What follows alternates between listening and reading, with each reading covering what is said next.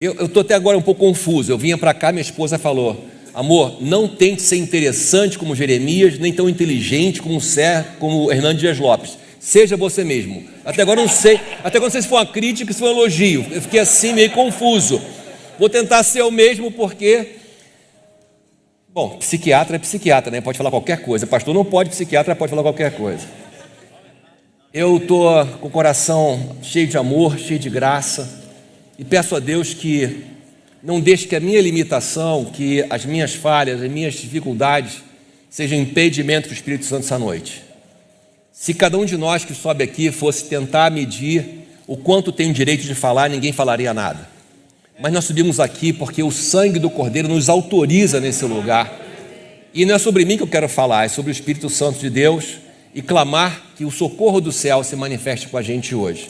O tema lucidez, que é o tema que eu trago para vocês, onde o estresse é um fator que tira essa lucidez, e também o caminho de andar pela fé, o desafio de andar pela fé, tem um papel muito especial nesse mês de setembro. O mês de setembro é chamado mês de Setembro Amarelo. Eu mencionei aqui no culto ontem da 8ª, queria mencionar com vocês, e vocês estão online também, tem amigos no Brasil inteiro, fora do Brasil, o pastor Carlos lá em Washington, e todo o pessoal que está assistindo a gente online. É uma grande honra ter vocês todos aqui. Setembro Amarelo é um mês de prevenção mundial ao suicídio, de conscientização em relação ao risco de suicídio. Geria, me dá aqui o microfone que eu vou botar um videozinho, eu esqueci de botar a conexão aqui, botar um videozinho, vai sair no microfone aqui. Produção, abre o microfone do Geria aqui, por favor. Olha só que bonitinho, ao invés de eu falar, eu vou chamar duas garotinhas para falarem. Então vamos lá.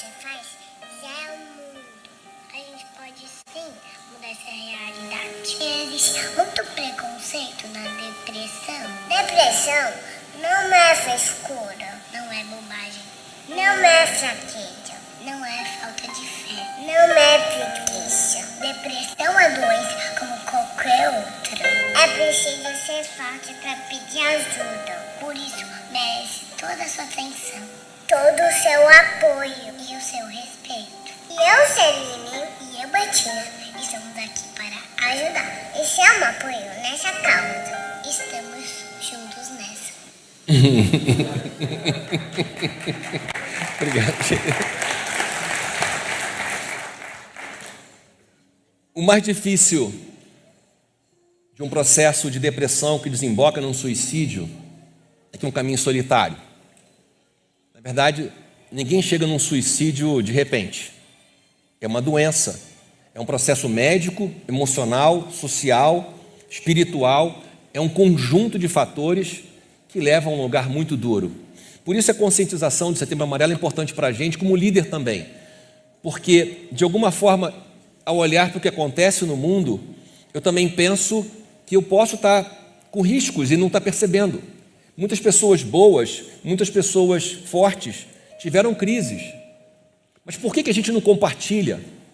Porque nós, especialmente nós homens, nós temos o autopreconceito, o autoestigma.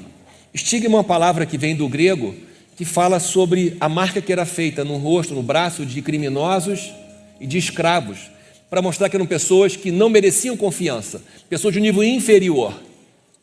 Então o estigma em relação à saúde mental é um dos mais antigos que existem. Como se todo o processo de saúde mental fosse demônio, ou falta de fé, ou algum problema da pessoa.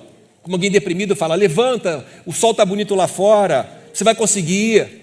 Esse tipo de colocação só piora a dor das pessoas, porque é como se elas tivessem escolha diante de uma depressão.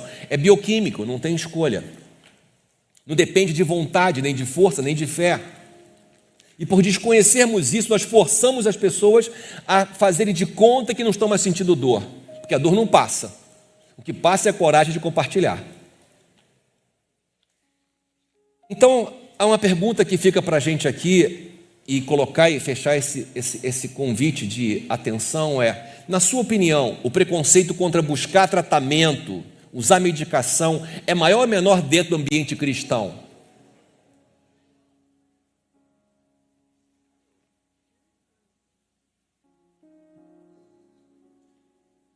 A igreja se propõe a ser um lugar do abraço, do acolhimento, onde pessoas pecadoras, fracas, diferentes, têm o mesmo abraço de Jesus.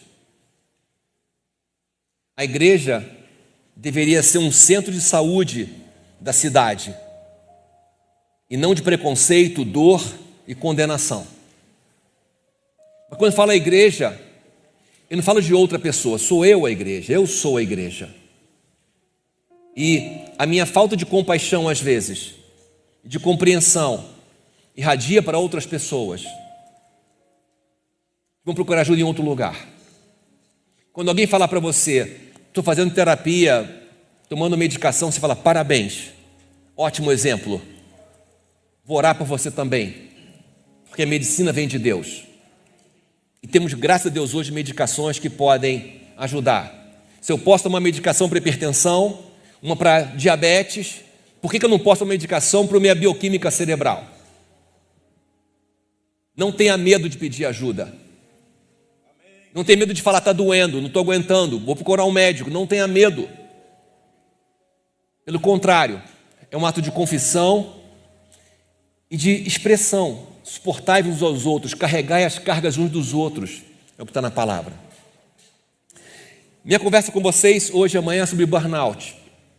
O burnout como sendo o final, o ponto final de um processo de esgotamento. Burnout é uma palavra que em inglês já está em português há muito tempo, que é queimado até o fim. Gastei tudo. Mas tem fatos novos aqui. Antes dos fatos novos, o primeiro ponto é, não imagine que você já sabe o bastante sobre o burnout. Tem muita coisa nova aparecendo agora. O segundo ponto é, não imagine que você, sabendo do que você sabe, protege você de sofrer um burnout. O fato de eu ser médico, ser um especialista em burnout há mais de 30 anos, não me livra de ter um burnout. Eu lembro na faculdade de medicina, uma aula de câncer de pulmão, o professor fumou 4 cigarros em 1 hora. E meu colega perguntou, professor, é uma aula prática de câncer de pulmão? O fato de conhecer não nos livra de viver. E a parte mais dura disso aqui é o seguinte, olha, gente melhor que você já quebrou. Não subestime o perigo. Trata com seriedade a sua saúde mental. O fato novo para a gente conversar é que burnout não é uma doença mental, é doença do trabalho, equivalente a acidente do trabalho. Isso quer dizer que as condições de trabalho podem levar a um adoecimento. Isso muda completamente a perspectiva de doença mental. O Ministério Público do Trabalho, o INSS, a Organização Mundial de Saúde já tratam o burnout como doença do trabalho, com direitos trabalhistas inclusive. Alguns pastores que eu atendi que foram afastados, entramos no INSS com um protocolo e ação, e eles foram afastados como se fosse um acidente de trabalho. Porque o que gera o adoecimento, é claro, tem um perfil do indivíduo, mas o trabalho de forma extenuante, como vou mostrar aqui para vocês hoje. Alguns casos que eu atendi agora, esse ano, eu botei rostos assim só para simbolizar a pessoa, porque é para lembrar que tem gente, não é só coisa escrita. Esse caso foi um caso que me chocou muito. Um pastor auxiliar passou na seleção da igreja, feliz com uma igreja, tinha um pastor efetivo, tinha um outro auxiliar, e ele fala para o conselho, eu não sou bom de gestão, eu sou bom de evangelismo, tudo combinado. Olha, eu estou chegando agora, eu preciso ser treinado, combinado. Ele chega, passa 1 mês, o pastor tira férias, o efetivo tira férias, volta das férias e fala, estou indo para outra igreja. E o outro pastor auxiliar, estou indo com o senhor. E ele que era um novato, calouro, assume a igreja. Até aqui está ruim, mas fica pior. O conselho da igreja decide fazer uma espécie de censo. Eram 4 congregações ou 5 no interior.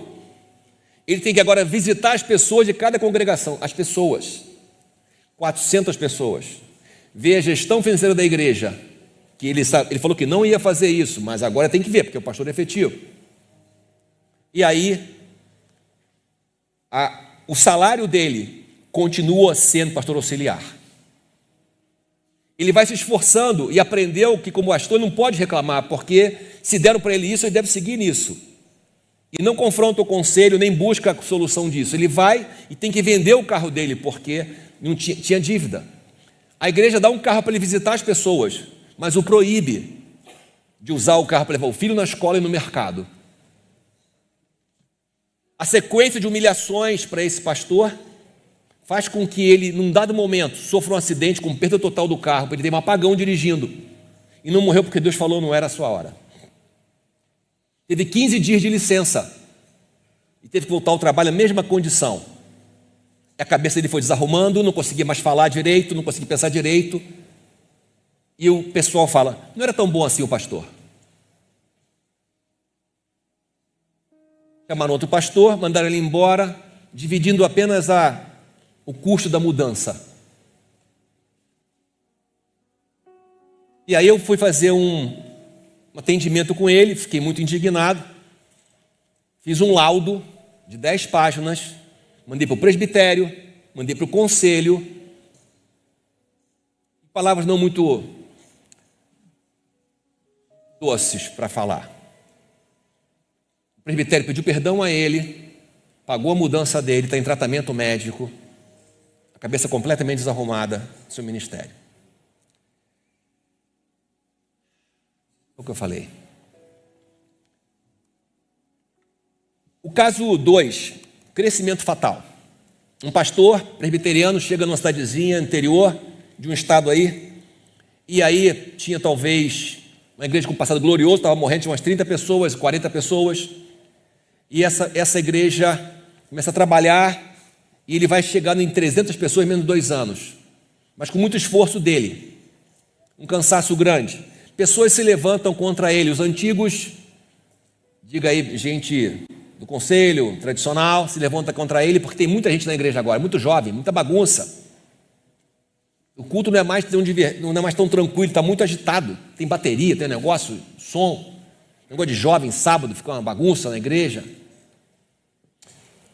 E esse pastor então chama de pastor Salvador, tenta carregar a igreja nas costas, não consegue formar um time, faz um quadro de burnout, o casamento vai desabando, porque o burnout afeta o casamento, afeta a esposa.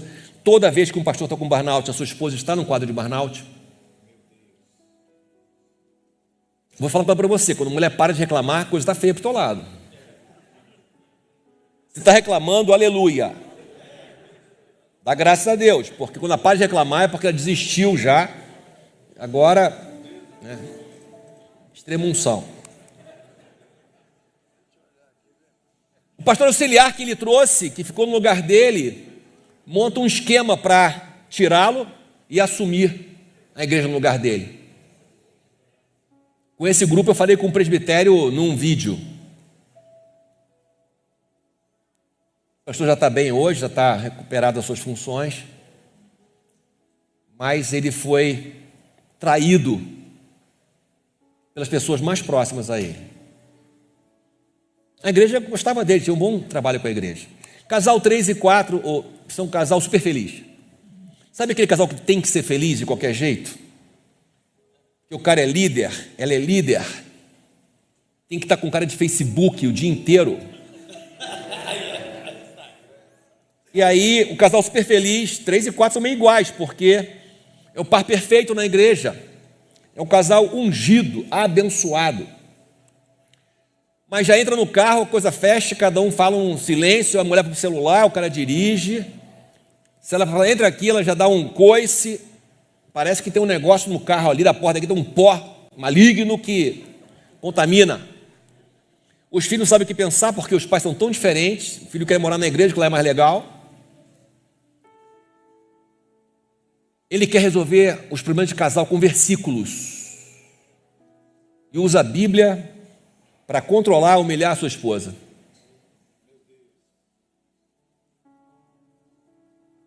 Ela só vê a morte como solução e saída. Não fala com ninguém porque ela não quer que o marido perca o emprego. Não tem plano B. E aí, no caso 4, uma das esposas se dedicou a esporte, crossfit, e procurou ajuda para emagrecer e deram uma pomadinha de testosterona para a mulher. Irmão, a mulher deu uma surra no cara. Musculosa, crossfit. Estava falando grosso pra caramba já. O negócio foi feio. O cara chegou no meu consultório contando que a esposa deu uma surra nele. Eu fiquei assim, meu Deus, quando isso começou? Quando isso começou? Quando começa o burnout? Burnout é o final de um tubo. Quando começa um burnout? Hoje eu vou falar para vocês sobre esse desafio de andar pela fé, o contexto Covid, como é que ele impacta na sua lucidez, pastores que se matam pela sua igreja, mas o importante é o socorro do céu. Eu vim aqui para orar com vocês e por vocês, e creio que é isso o mais importante. Amanhã de manhã, se você voltar, eu falo de Jerusalém que mata seus profetas. E 7 coisas que podem te ajudar de verdade podem ajudar. Mas o importante é o socorro do céu. Vamos orar então? Jesus, você sabe que eu não sou digno de desamarrar as sandálias dessas pessoas que estão aqui, homens e mulheres que dedicam a sua vida ao ministério de maneira tão especial. Mas eu venho te pedir perdão publicamente do meu coração duro, das minhas limitações, dos meus pecados, para que eu não seja impedimento do teu Espírito Santo.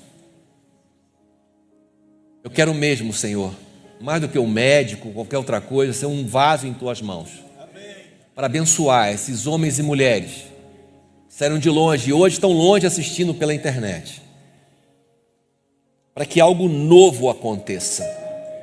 Não viemos aqui para ouvir preletores, mas o Espírito Santo de Deus. Viemos aqui para algo novo em nossa vida. Então faz conforme o Senhor tem falado,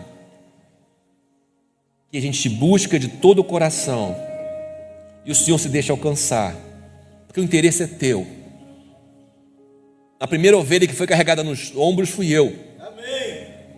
Me ensina então esse lugar de amor para carregar outras pessoas. Aleluia. Eu te peço que hoje, de maneira sobrenatural, o derramar da tua glória venha curar feridas, repreender espíritos malignos e trazer novidade de vida, meus irmãos e minhas irmãs, guerreiros do céu aqui na terra. Em nome de Jesus. Amém. Algumas premissas para a gente conversar. A pressão já estava inaceitável antes da pandemia. Os pastores já estavam fora da casinha antes da pandemia. A vida pastoral estava pesadíssima antes da pandemia. A pandemia, ela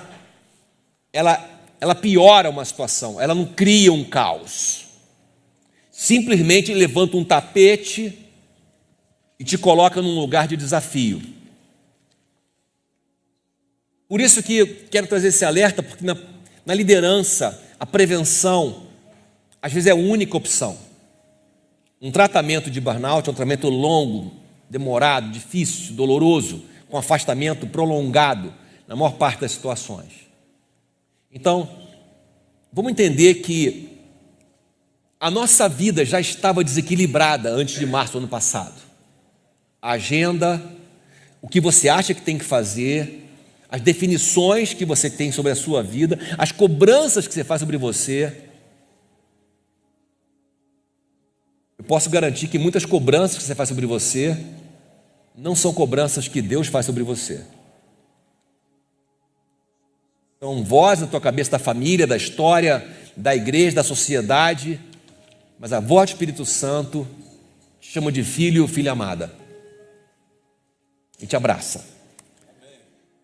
Nós não temos parâmetros anteriores ao momento Covid para analisar e dimensionar os impactos atuais e futuros do que vai acontecer com as pessoas, mas posso garantir para você que muitos estudos mostram que os efeitos psiquiátricos desse período vão ser mais graves na saúde e na economia do que os efeitos do lockdown e da doença.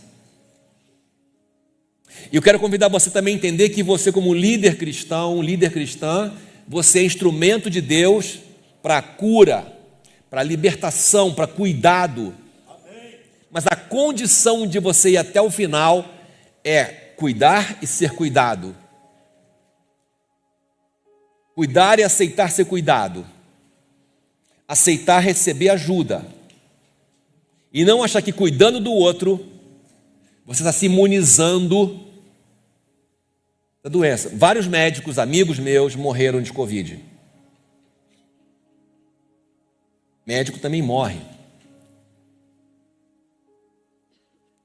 Eu vou combinar umas coisas aqui. Para começar, por favor, vamos combinar o jogo aqui. Não anote para usar depois em pregações. Só anote o que você se comprometer em fazer depois. Você não veio aqui para renovar estoque de história, de pregação. Aleluia! Aleluia! Então, olha só. Senta aqui como paciente, não como um colega pregador. Aqui você senta como ovelha. E ouve Deus falar com você. Baixa a tua bola. Desarruma a tua cabeça aí de líder de congregação, de não sei o quê, coisa para fazer, vendo celular no meio do caminho, vendo coisa, tentando resolver lá, resolver aqui, gerenciar tudo. Sai do controle. Se coloca no lugar de ser tratado, tratada. Você não veio para passear nem para ouvir gente bacana. Você veio para uma experiência com o Espírito Santo de Deus. Está combinado isso? Então só anota o que você está se comprometendo em fazer. Aí fica tirando foto do negócio.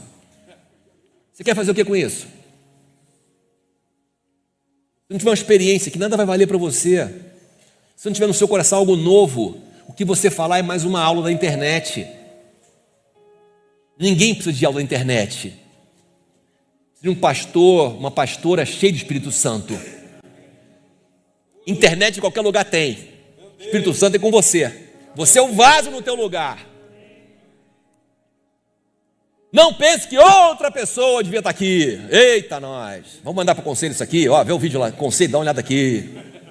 Amanhã então vai ter gente aberta no conselho o negócio. O assunto é papo reto do céu com você. Aleluia. Fala comigo. Você tem que ter um coração que fala, Jesus, é comigo esse negócio aí. E última combinação aqui, ó. Use esse tempo para recarregar a bateria, gente. Desconecte um pouco o celular. Eu vou te falar assim, o mundo funciona sem você. Desculpa te incomodar com isso. Decepcionar você. Você não é tão importante quanto você acha, não. Tua avó que te criou errado. Pudim sem furinho, aquele franguinho, né, da vovó. Ah, você é maravilhoso, você não é maravilhoso. O mundo funciona sem você. Você saiu da tua terra, lá veio para cá, está tudo funcionando. Às vezes melhor do que você estando lá. Então vem recarregar a bateria, porque olha só, o seu celular mental está durando 30% a menos do que durava antes. No final do dia está mais cansado, a sua concentração diminuiu, a sua capacidade de ler diminuiu, a sua paciência parece de um rinoceronte,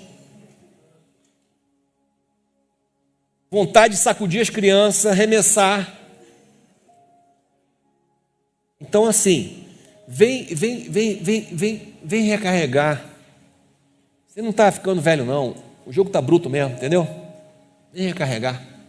Vem desarmar um pouquinho as bombas relógio na tua cabeça.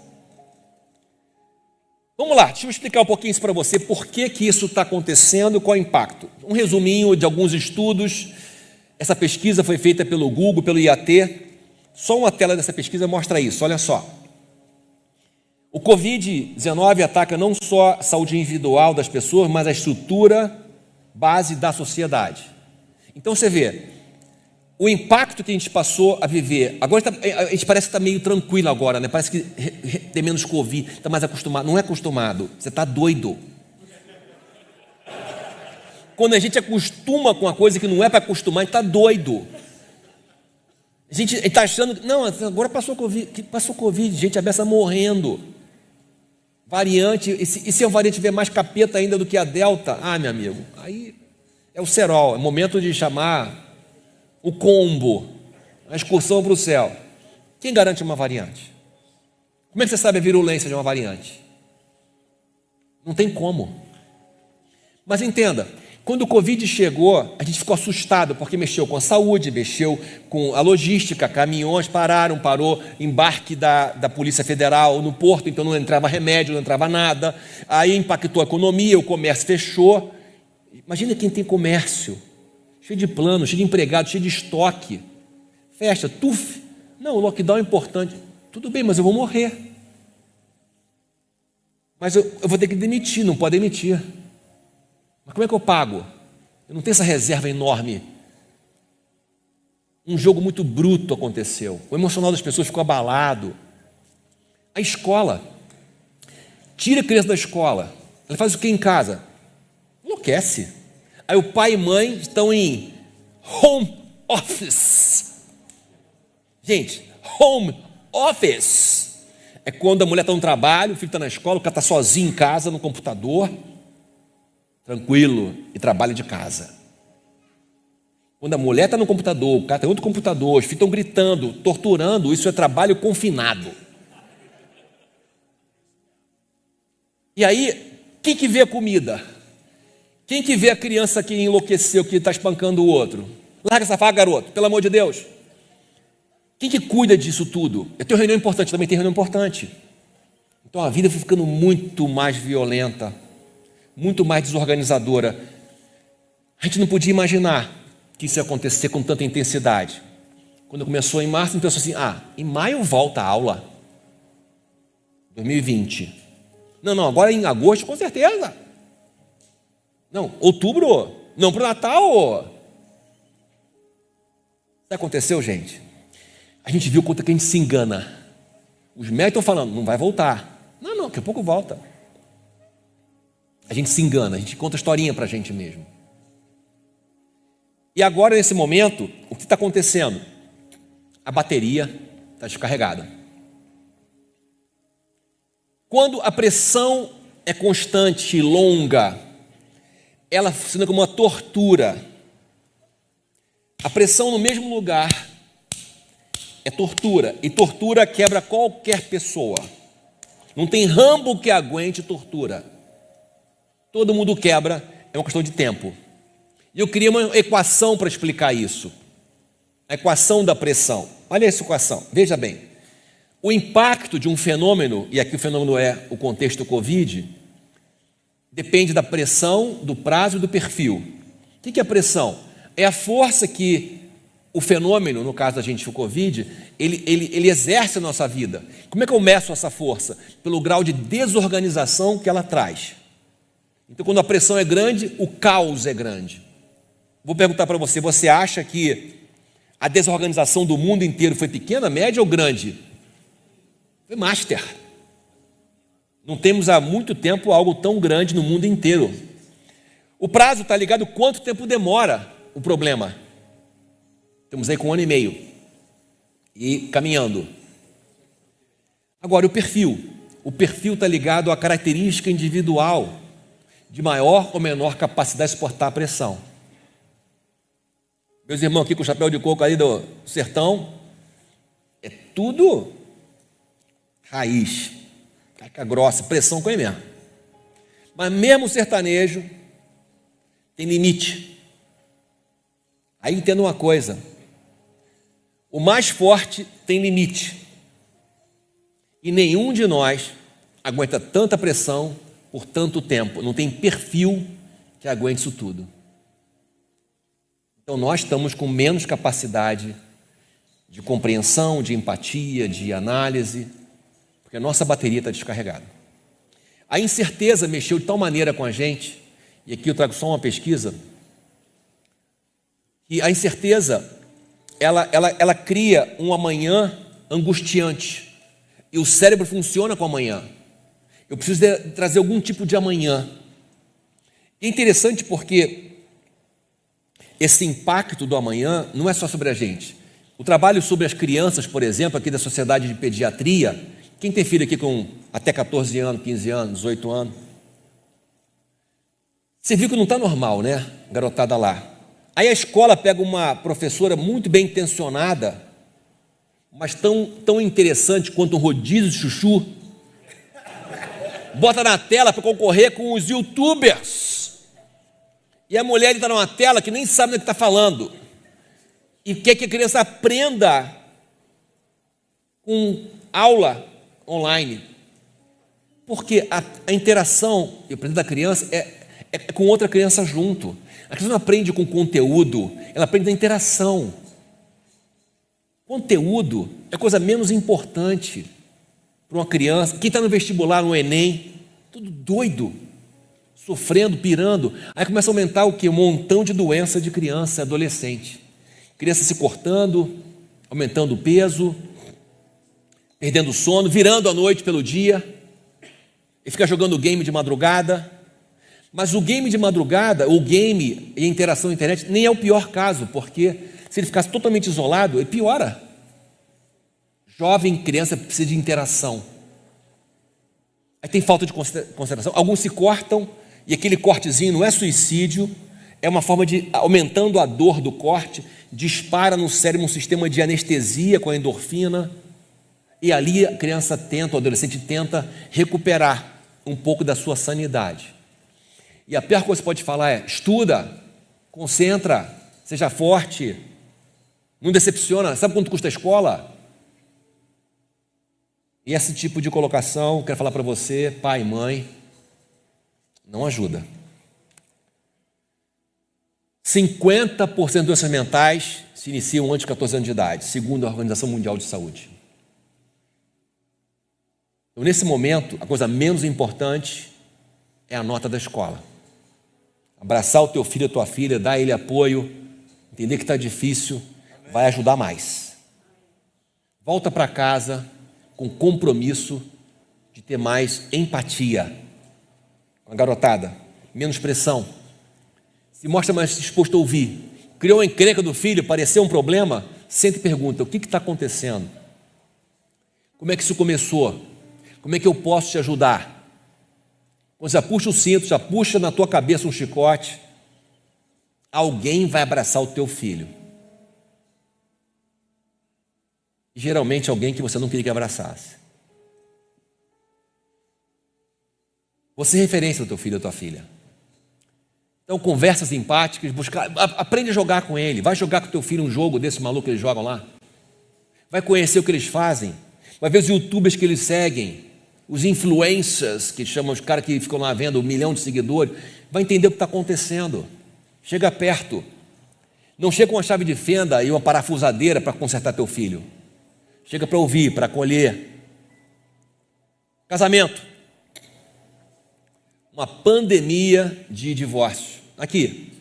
Isso aqui é do site do jus.com.br, na justiça. Por que divórcio? Botou muito junto, aquele equilíbrio delicado acabou. E aí o negócio pegou feio e um montão de gente separou. Entretanto, casais que estavam separando, ficando de bem. Ei, glória, hein?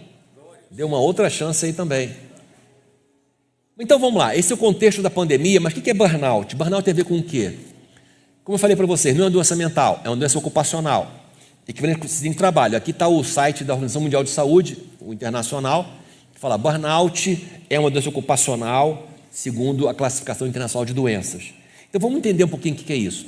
O burnout acontece por um desalinhamento entre o indivíduo e as demandas do trabalho dele. Ou seja, tem um componente da instituição, da organização e um do indivíduo. E esse desalinhamento acontece quando a instituição, a organização, pede mais do que a pessoa pode dar e dá menos do que ele precisa para realizar aquela demanda que ele tem. Então, tem uma demanda aqui e a capacidade aqui. A pessoa não recebe as condições e tem que entregar o resultado a si mesmo. Eu não vou deixar vocês lerem muito não, porque tem um montão de fonte aqui, um montão de exemplo aqui, mas olha só, agenda pastoral. Passa só um olhinho ali que 90% dos pastores relatam trabalhar entre 55 a 75 horas por semana.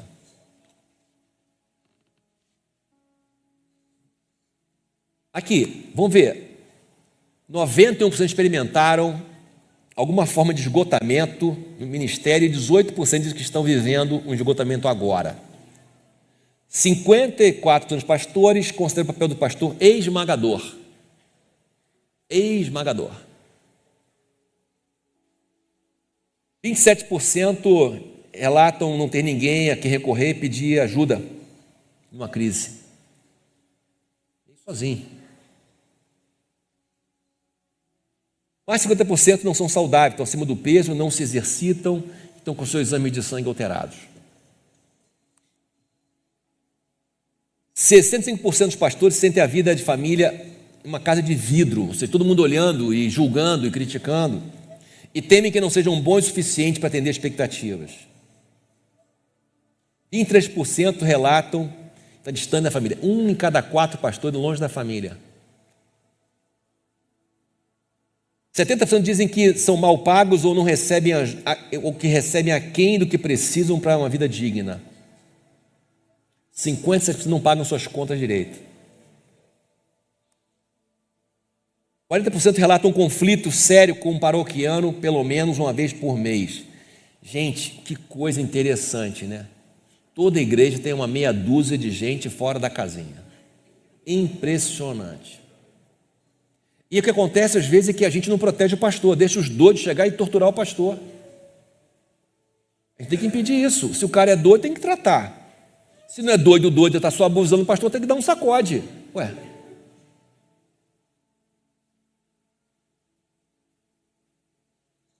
%100% dos pastores reformados evangélicos tiveram um colega que deixou o ministério por causa de esgotamento. Vou perguntar aqui, quem de vocês conhece algum pastor que foi afastado por burnout? Levanta a mão.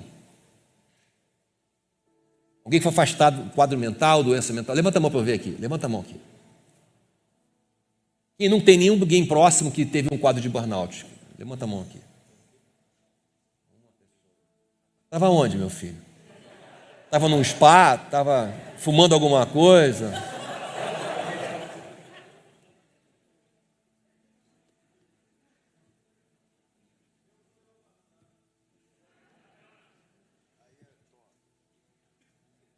É uma doença dos idealistas, porque olha a definição de Marilda Lippe. Marilda Lippe, ela não é cristã, ela é uma especialista da PUC de Campinas, maior do Brasil, estuda o burnout. Olha só, o burnout é um desalento profundo que ataca a pessoa dedicada demais ao trabalho, que depois de muitas frustrações considera que nada daquilo pelo que se dedicaram valeu a pena. O que é um idealista então para a gente? Vamos lá, idealista é uma pessoa apaixonada, extremamente zelosa. Idealista é uma pessoa perfeccionista e não lida bem com a sua falha e a falha dos outros, quer que as coisas saiam tudo nos trinques. É uma pessoa ambiciosa, ela quer conquistar muito em pouco tempo e aí também não considera limite, então vamos que vamos. É uma pessoa que tem dificuldade de dizer não, mas também de ouvir não. Acredita que pode resolver o problema das pessoas. Deixa comigo, manda falar comigo, vem para cá, vamos tentar resolver. Acha que a família tem que entender a sua situação porque é o seu chamado e dali vem o seu sustento. Não vê o seu erro, sempre tem uma explicação que justifica. Gabaritou aí não?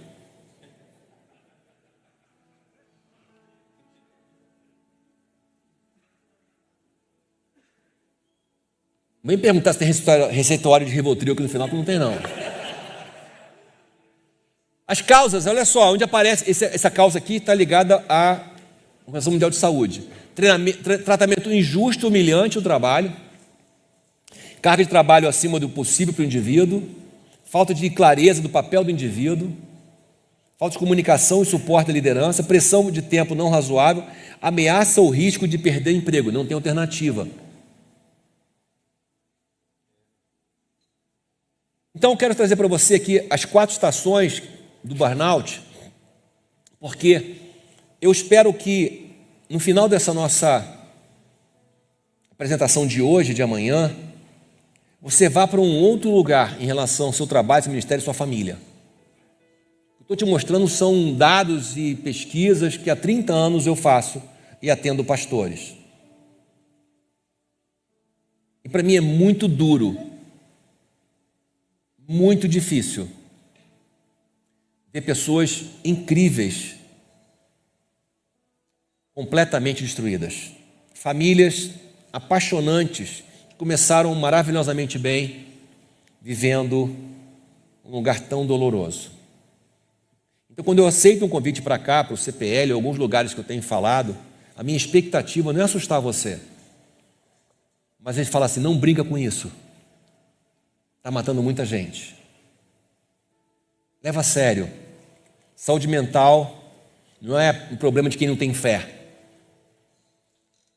é de quem tem tanta fé que está sentado no trono de Cristo, que tira Cristo e fica lá sozinho no trono. Tudo agora é com ele ou com ela. E começa onde, burnout? Na primavera, lua de mel, nova igreja, novo ministério, novo momento, coisa maravilhosa. Nada parece difícil, tem uma disposição, uma renovação. Até parece aquele momento, começo do casamento, que beijo o siso da dona lá, plá, aquele beijo pentecostal, vai lá no profundo. É assim você com a igreja. Vai lá no siso, plá, acerta o siso da dona. Então, vamos orar por essa unção do touro selvagem aí depois. Salmo 92:10. Vamos orar para esse negócio aí, renovação. Tem muito para fazer, pouco tempo, então a pessoa vai virando noite, entrando no fim de semana, dia de semana. Para que esse negócio de dia de folga? Aliás, eu acho um absurdo a ideia de que o pastor tem um dia de folga. Todo mundo tem 2 dias de folga. O pastor tem um dia de folga. Segunda-feira que é invadida por tudo, menos folga. Eu não entendo quem que acha que pastor tem que ter um dia de folga. Quem que inventou isso? Foi o capeta, só pode ser. Quem que inventou isso, meu Deus? Que o pastor tem um dia de folga e tem que fazer toda a vida dele e o resto tem que estar... Pelo amor de Deus. Quem criou esse conceito? Mas vamos lá. Esse esforço intenso sobe o cortisol, o cara está animado, está empolgado, vamos embora! Mas aí o que acontece? Quando aumenta esse cortisol, esse hormônio do combate, que você aumenta por um tempo só, aumenta também a sua irritabilidade. Aumentou o guerreiro, a guerreira, as unhas estão grandes, entendeu? Você está pronto para o combate. Então, quando aumenta o cortisol, diminui o sono, já reduz um pouco também a libido, porque a libido dá uma caída, e o trabalho fica animado, mas a pessoa vai ficando cada vez mais cansada. E a cabeça, e o trabalho cresce, né? O trabalho cresce. Quando o trabalho cresce, e você está ficando um pouquinho cansado, vem a fase 2, que é o verão. Primavera, verão. O verão está aquele sol forte em cima de você. Começa a esquentar, começa a apertar o negócio. O conselho ou a missão não é tão compreensivo como você pensava. Já começa a aparecer uma coisa aqui, uma coisa ali. Há uma sobrecarga física, muitas horas, trabalham 12 horas por dia. Mas você acostumou a igreja assim. E não quer mostrar agora a falta de compromisso. Vassoura nova que varre bem, aquela coisa toda. Então você criou uma expectativa alta e agora você tem que manter aquele trem. Aí o que acontece? Depois de um tempo, você fala assim: mas eu ganho tão pouco para fazer tanto que eu faço. Olha só, a igreja estava assim. Essa questão da remuneração não é dinheiro, é honra, honorário, honra. Um dos pastores que quebrou, que eu atendi, ele veio para uma igreja que estava numa grande crise. Um pastor ganhava, 3 vezes o que ele ganhou como auxiliar. Ele entrou, saiu o pastor que tinha feito um montão de problema com a igreja. Ele passou a ganhar, continuou ganhando 1/3 do que o pastor ganhava. Levantou a igreja cresceu, a igreja trabalhou. Mas 1/3 do que o pastor que fez um montão de bagunça ganhava. A esposa fazendo bolo para fora, tentando complementar a renda. Se não fosse o Mackenzie na escola de graça ali para o pastor, estava perdido. Deus, qual o critério que se usa para isso? E aí fica amargurado, a esposa reclama e você dá um pô na dona. Por quê? Peraí, minha filha, que isso? Estamos lutando, é isso mesmo. Vamos embora. Ela ainda está reclamando aqui no verão, está reclamando ainda. As pessoas não são tão legais assim e você se sente um pouco frustrado, irritado e vai subindo uma energia onde chega o outono. Aí acabou a ilusão. Agora é desilusão. As coisas já azedaram, as coisas já apertaram, as folhas já caíram, só tem os galhos de fora, não tem mais entusiasmo, não tem aquele desânimo para acordar e para trabalhar. Aí já perdeu o sono, está ruim o sono, está usando medicação para dormir. Já ganhou peso, perdeu peso, geralmente ganha peso, mais de 5% por mês é sinal de gravidade. Tem uma irritabilidade, uma depressão. Olha para alguém chorando, orando, sente saudade daquele tempo, sente um pouco de inveja. Olha para os seminaristas que estão indo lá esperançosos, você fala, meu Deus, coitado. Esse é o riso de nervoso. Esse é o riso de, é isso mesmo, é o meu caso. E a esposa parou de reclamar. No outono, a esposa não reclama mais. Mas está sofrendo. Está sofrendo muito. E vem inverno. É a fase onde aparece o burnout. Claro, aberto, franco. Um poço profundo, a morte da esperança. Na verdade, a morte é uma esperança. Nesse estágio, o homem, a mulher, fala, Jesus me leva. Eu não quero mais. E os pensamentos de suicídio vêm muito forte aqui.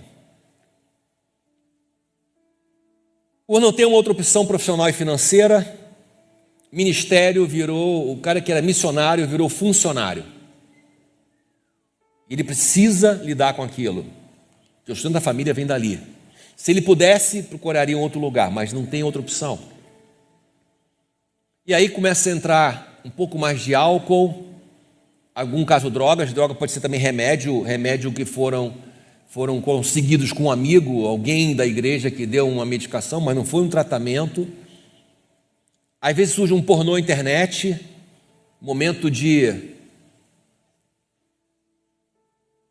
caixa 2 do seu espírito. Aí pega um dinheirinho, às vezes, porque precisa, e teve ocasião, pegou um dinheirinho, alguém que deu ali. Ele vai se autocompensando, justificando. Mas ele sabe que aquilo pode gerar um escândalo. Às vezes se envolve emocionalmente com a pessoa da igreja. Ele sabe que pode virar um escândalo, mas o problema é que o escândalo não o assusta. Porque se ele perder tudo, ele alivia aquele grau de tensão, estresse que ele está vivendo. A menos que alguém intervenha, essa pessoa corre o risco de adoecer e morrer. Ela se vê fazendo um monte de coisa que não leva a lugar nenhum. Aliás, eu queria que você pensasse, eu fiz isso com os pastores da minha igreja.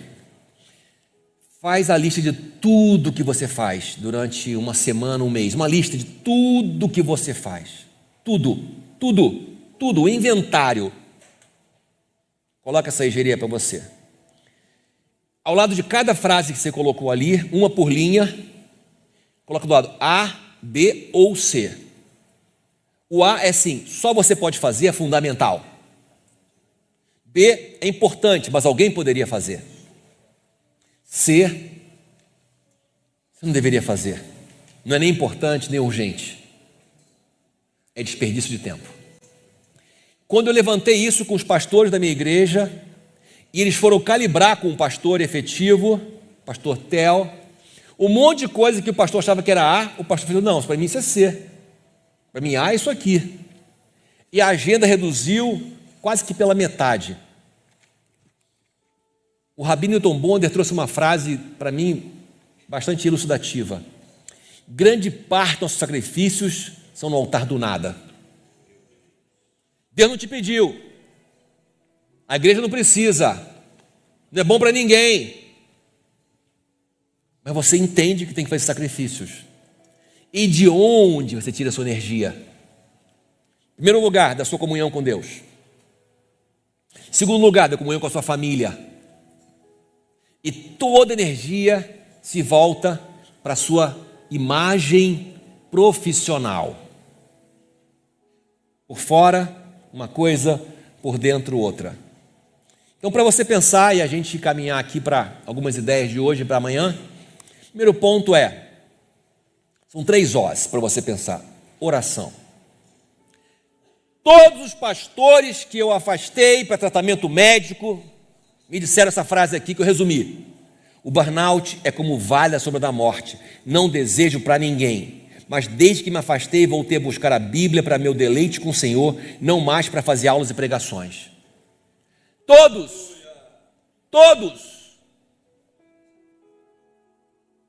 me disseram que o burnout foi uma doença muito ruim, mas ele precisava daquilo, porque ruim era a vida que eles tinham antes de adoecer. E que não ter tarefa, não ter agenda, está medicamente impedido de trabalhar. Agora eu vou ler a Bíblia para falar com Deus. Preparo nada, faço esboço de nada, é o meu tempo no colo do meu Pai.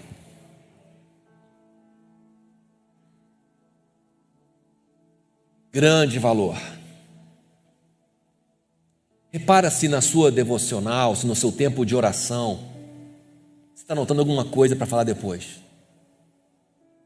Está com atenção fracionada. É uma coisa aqui, uma coisa ali, é uma aula que você vai dar ali, outra coisa ali. Fracionada a sua atenção. Segundo pensa nisso. Orçamento. Se tem uma coisa que desarruma a cabeça de vocês é dívida. Cartão de crédito, cheque especial não é orçamento. É uma loucura que você pode fazer na tua vida. Pagar 14% do cartão de crédito, 8% do cheque especial. É próximo de burrice. Porque se pegar um empréstimo de 2%, crédito direto do consumidor, 2%, é uma coisa. Pagar 8% no cheque especial, 14% no cartão de crédito, é um araquiri financeiro. Araquiri é aquele suicídio japonês, como é que é? Tem araquiri baiano também, você come 4 acarajé para morrer. Pronto, come 4 e morre. Mas quem tem padrão de dívida, faz isso a vida inteira. Dívida vicia. Dívida vicia. Uma dívida, conseguiu escapar. Nunca mais eu faço isso. Mês seguinte, passa aquela navalha na maquininha. Não tente sair da crise financeira com atalho. Quando fala atalho, fala de agiota ou caminhos desses aí. Peça ajuda de alguém que entenda de finanças para te ajudar a renegociar a dívida e sair disso. Terceiro organização do balanço de energia. Entrada maior do que saída. Isso é meio simples, mas olha só. Se eu gasto mais energia do que eu recarrego, isso aqui para. Isso aqui, se eu tirar a tomadinha aqui, algumas horas funciona e para. Você também. Desconectou de Deus, você vai conseguir algumas horas e vai parar. Mas vai parar. Então, tem coisas que são entrada de energia, coisas que carregam sua bateria. Você sabe disso. Oração, meditação na palavra, alimentação mais balanceada, mais regular. Exceto quando a gente vai almoçar naquele restaurante maravilhoso em Jeri. Aquilo ali também, ali foi uma pausa na alimentação regular, porque ali foi pentecostal aquele negócio ali. Aquele franguinho maravilhoso de Minas da minha avó, meu Deus do céu. Eita nós. Sono. Não tire o seu sono. Sono hoje é uma necessidade. Se puder dormir mais de 8 horas, melhor. E fim de semana, poder exagerar um pouquinho mais, melhor ainda. Sono recupera. Não durma 6 horas e fala, eu aguento 6 horas. John Wayne, Rambo. Se tiver um momento assim, né?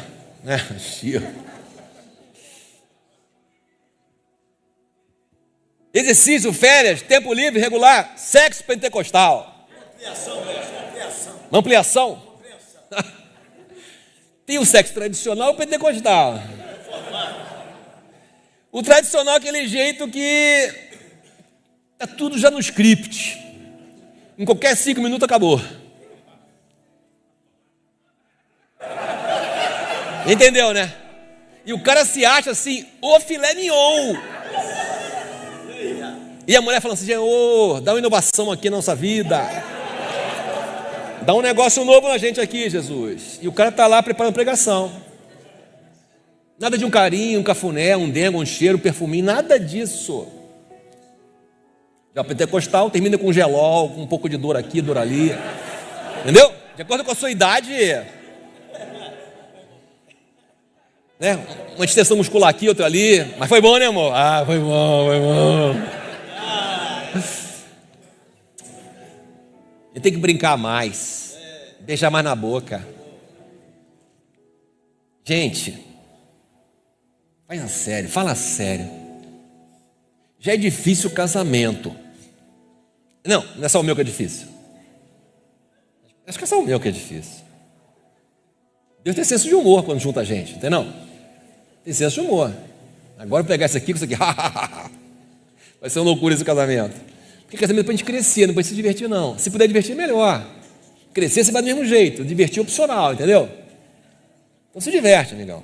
Dá um capricho. Quem trouxe a esposa aí, maridão, para cá, então aproveita aí. Vale night, sem filho, sem nada. Opa! Manhã de folga. Ih, meu Deus do céu. Agora, saída é tudo que faz que gasta energia. Aqui, hora de trabalho, estudo, eu preciso dar limite claro para começar e parar. Ele falou que eu terminei meu doutorado em 2019 e eu vi que eu estava ficando completamente fora da casinha. A Ana parou de reclamar, eu estudava direto, não conseguia descansar, porque tinha uma coisa na minha cabeça, eu cheguei no limite de quase um burnout. E não percebi. Eu sabia que quando eu completasse ali aquela tarefa, defendesse, acabaria, acabou. Mas eu acho que eu corri risco demais. Eu acho que eu devia ter feito medicação, algumas coisas, e eu não vi isso. Hoje eu vejo, porque a mulher fala a coisa certa, mas do jeito errado, não é verdade? Aí você quer a coisa certa do jeito certo, você é mimado. Você quer a coisa certa do jeito certo para você entender. Não é verdade. O arcanjo Gabriel chegar aqui, você pede a segunda opinião. Cabeça dura. Outro ponto importante, suporte. Quem cuida de você? Você tem que ter na tua igreja alguém que gosta de você e cuida de você. Amém. Gente que olha para você e fala, vou cuidar do meu pastor. Ora por isso. E quando for te ajudar, fala, muito obrigado, precisava disso. Fala, não precisa. Precisa sim. Pede ajuda. E mais do que isso, pessoas nutritivas. Sabe que tem gente que você chega perto e sente melhor? Sente que foi bom? Aquele papo furado às vezes, uma broinha de milho, um café, foi bom demais. Você sai dali com a sensação de que foi boa aquela tarde, boa aquela conversa. Procura gente assim. Peça ajuda. Fala que você precisa de uma ajuda na sua casa, numa coisa, uma faxina. Cadê a dona aqui, esposa? Levanta a mão aqui, esposa. Você quer abençoar alguém? Fala assim, me ajuda na faxina. Não é o teu marido que eu estou falando. Que não quer ajudar na faxina. Ele não quer. Ele vai porque não tem escolha. Ele faz de conta que não sabe.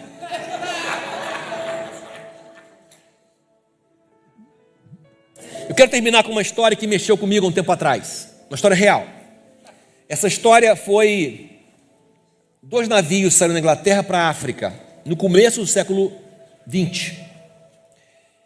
Era uma missão para a África, e a África era um continente completamente desconhecido no mundo inteiro. Os navios saíram e combinaram assim, quem chegar primeiro monta a caravana e segue, não espera, porque tinha tempestade no caminho, sempre teve um atraso ou outro, segue. E aí chegou o primeiro navio, montou a caravana e seguiu. O outro realmente teve uma tempestade, demorou 2 semanas a mais, chegou depois, pegou o pessoal, os carregadores, os animais, as carroças, não tinha trilha para chegar, e seguiu. E o líder da missão falou assim: olha, um grupo nosso já chegou na frente, já está 2 semanas na frente, vamos acelerar, eu pago mais para vocês, eu pago mais para vocês. O pessoal aceitou, os carregadores aceitaram, o líder dos carregadores aceitou e foram acelerando. Até um pouco mais tarde, começo da noite, já entrava na noite, um dia, 2, 3, 4, 5, no 7º dia, o líder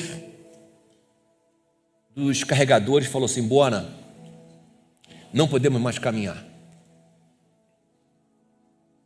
Não pode caminhar, eu pago a vocês. Bona, não podemos mais caminhar. Nós corremos demais. Deixamos nossa alma para trás. Temos que esperar a alma chegar. A doença, você correu demais. E Deus fala: para, espera a sua alma voltar para o seu corpo. Espera a sua alma voltar para o lugar. Hoje eu quero fazer algumas orações com vocês. O socorro do céu. A primeira oração é essa. Uma oração de pedir perdão a Deus. Se consertar com Deus. Porque esse lugar onde você corre tanto é um lugar que você corre sem Deus. Você fala de Deus, mas quando você corre tanto, está correndo sozinho.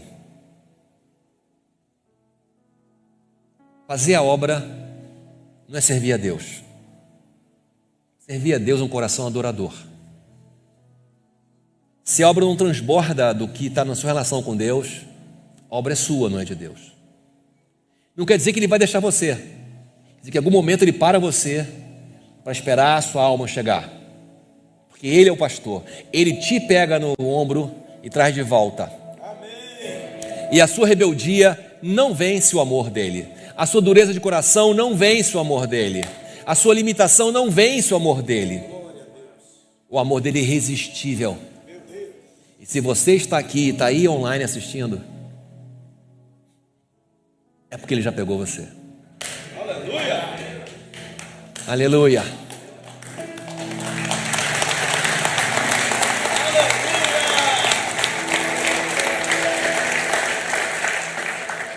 Vem comigo Romanos 8. Aquele que nem mesmo o seu próprio filho poupou, antes o entregou por todos nós, como nos dará também com ele todas as coisas. Quem tentará acusação contra os escolhidos de Deus? É Deus quem o justifica. Quem é que condena? Pois é Cristo quem morreu, ou antes, quem ressuscitou dentre os mortos, o qual está à direita de Deus e também intercede por nós. Quem nos separará do amor de Cristo? A tribulação, ou a angústia, a perseguição, ou a fome, ou a nudez, ou o perigo, ou a espada? Nada poderá separar do amor de Deus, que está em Jesus Cristo. E esse amor também nos garante, lá no último livro, maravilhoso, Apocalipse 21, e disse-me ainda: tudo está feito. Eu sou o Alfa e o Ômega, o princípio e o fim. Eu, a quem tem sede, darei de graça da fonte da água viva. Amém. O vencedor herdará essas coisas e eu serei o seu Deus. E ele será o meu filho e a minha filha. Vamos para esse lugar, gente? Vamos ficar de pé? Vamos orar para esse lugar no nosso coração. Esse lugar de encontro. Esse lugar de conserto.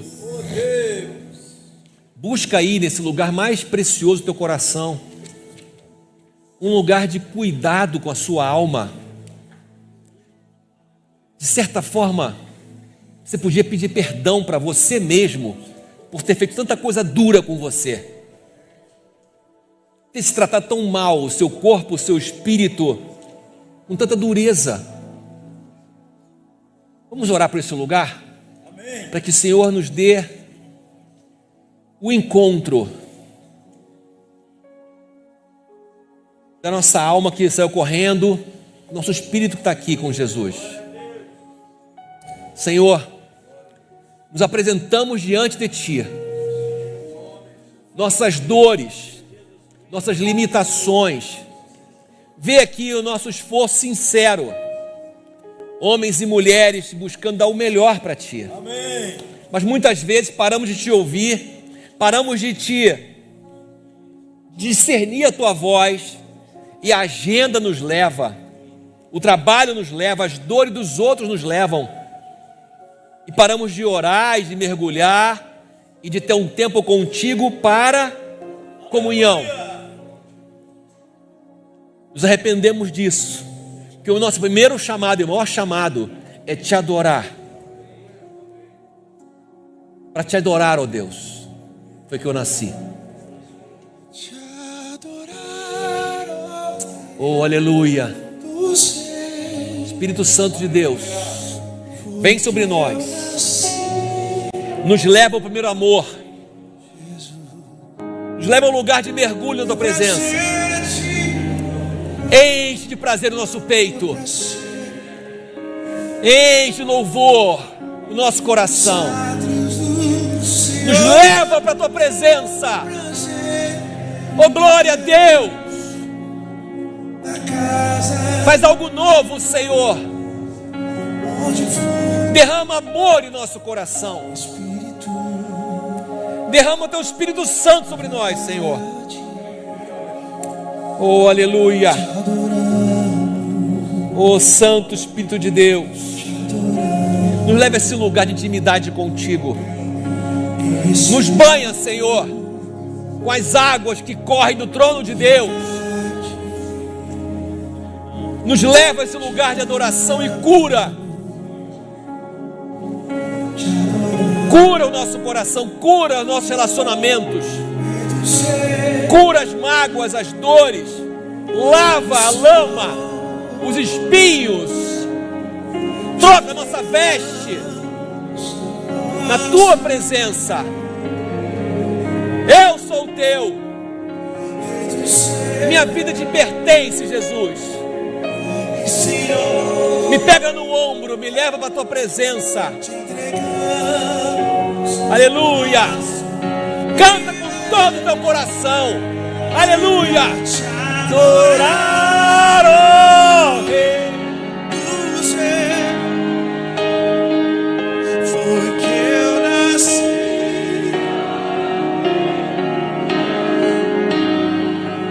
Meu prazer é Ti, meu prazer. Dos atos do Senhor, meu prazer. Na casa de Deus, onde for. Senhor, quero continuar nesse lugar de oração, trazendo a Tua presença no nosso casamento. O Senhor sabe quantas vezes palavras duras foram lançadas, quantas coisas duras foram colocadas um entre o outro, quanta dificuldade de perdoar porque as coisas se repetiram. Nos confessamos, Senhor Deus, a dureza do nosso coração é pior em casa que em qualquer outro lugar. Pedimos perdão, Senhor.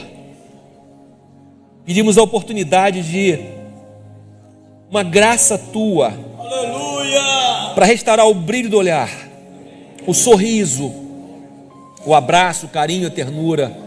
Amém. Nós somos falhos, Senhor, não conseguimos mudar por força própria, mas o milagre pode acontecer. E o milagre que eu espero não é, na verdade, que minha esposa mude, que meu marido mude, mas que eu possa ver, pela revelação do Teu Espírito Santo, que essa é a pessoa que o Senhor escolheu para a minha vida, ao meu lado, caminhando comigo. Renova minha gratidão a Ti, Senhor, pelo meu casamento, e o espírito de serviço na minha casa. Amém. Me dá mansidão. Me dá um coração sensível ao Espírito Santo, ao meu marido, à minha esposa. Que a primeira palavra seja sim. A primeira palavra seja doce. Haja um sorriso no meu olhar. Renova o encontro, a intimidade. Renova o tempo junto, os sonhos juntos. Renova a alegria da intimidade sexual. Restaura o interesse mútuo. Restaura os sonhos. Equilibra os filhos. Equilibra as dores. Quantos filhos fora do teu caminho, Senhor? Vai lá e pega cada um no ombro e traz para a tua casa, conforme a tua promessa. Repreende, Senhor, todo espírito de separação, de discórdia. Lança por terra. Agora vem Espírito Santo de Deus. Espírito Santo de Deus, quebrando cadeias. Pensamento de suicídio. Pensamentos de não tem mais jeito, não adianta. Caia por terra em nome de Jesus. Toda articulação de Satanás para quebrar a sua vida e seu sonho seja repreendida em nome de Jesus. Fogo de Deus sobre a tua vida. Poder de Deus. Poder de Deus. Vem sobre nós. Derrama o teu Espírito Santo. Quebra cadeias, Senhor. Liberta. Espírito Santo de Deus. Quebra, desembaraça. Abre, Senhor Deus, o caminho. Abre o olhar, abre o sorriso, abre o sonho para a glória do seu nome. Desce como fogo. Desce como fogo. Vem, Senhor. Vem enchendo. Até que não caiba mais nada. Poder de Deus. Poder de Deus. Vem o poder de Deus agora. Todo pensamento de morte, todo espírito de suicídio seja repreendido em nome de Jesus. Em nome de Jesus. Depressão te repreenda em nome de Jesus. Castas do inferno contra os jovens, as casas, sejam repreendidas em nome de Jesus. Levanta uma geração que ora, que intercede, que luta, em nome de Jesus. Passa, Senhor Deus, o teu poder. Passa, Senhor Deus, em nome de Jesus. Eu quero beber Aleluia. e do teu rio, Senhor, sacia minha sede e lava o meu interior. Eu quero fluir em tuas águas. Eu quero beber da tua fonte e fonte de águas vivas. Tu és a fonte, Senhor.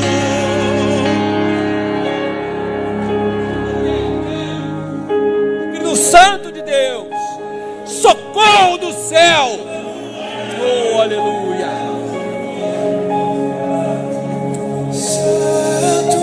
Aleluia. Aleluia.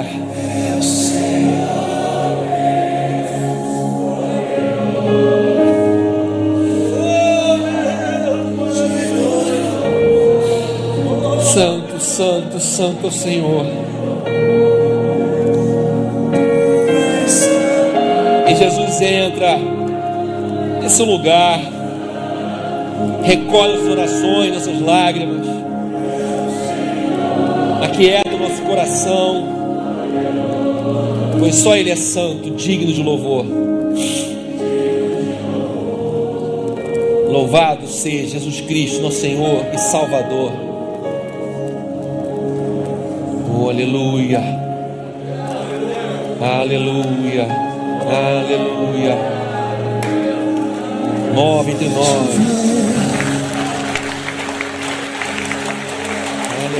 Abre as comportas do céu e faz Aleluia. Vem agora, Senhor, a tua unção de paz, a paz que excede todo entendimento, que cura feridas, restaura relações. Espírito Santo de Deus, nós te adoramos. Te adoramos, Senhor.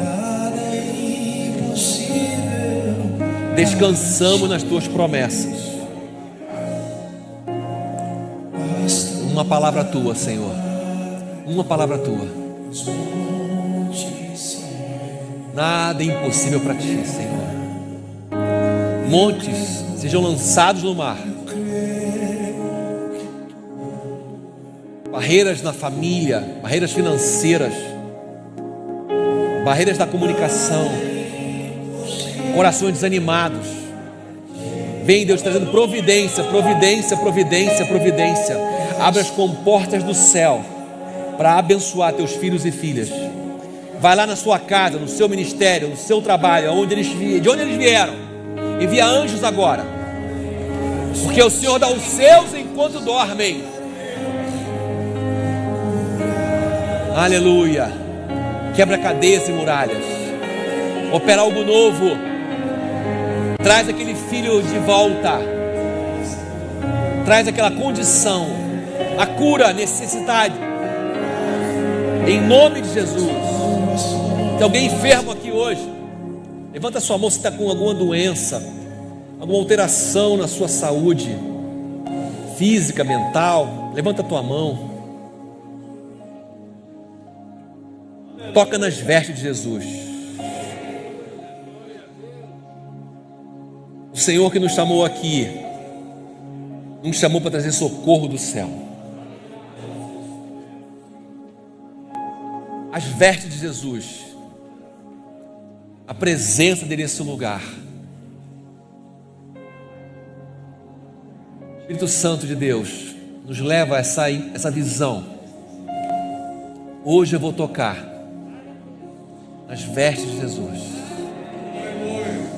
Eu vou dar um jeito, vou me esticar, mas eu vim aqui para que algo novo aconteça na minha vida.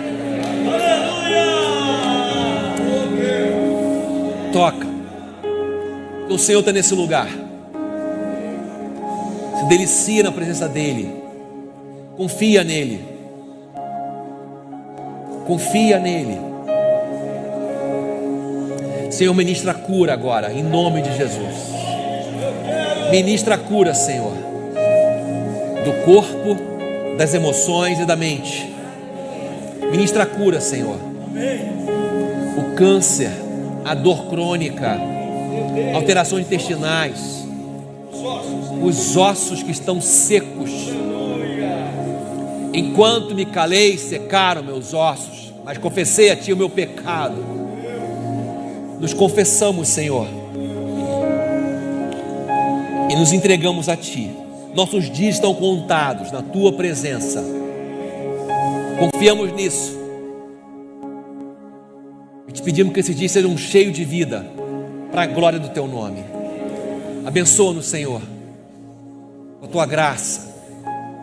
Continua conosco toda essa semana, e cada dia seja melhor e mais profundo, e mais profundo, e mais profundo, para a glória do Seu santo nome, em nome de Jesus.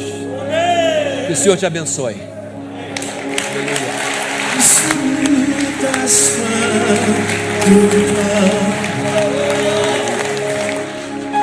E a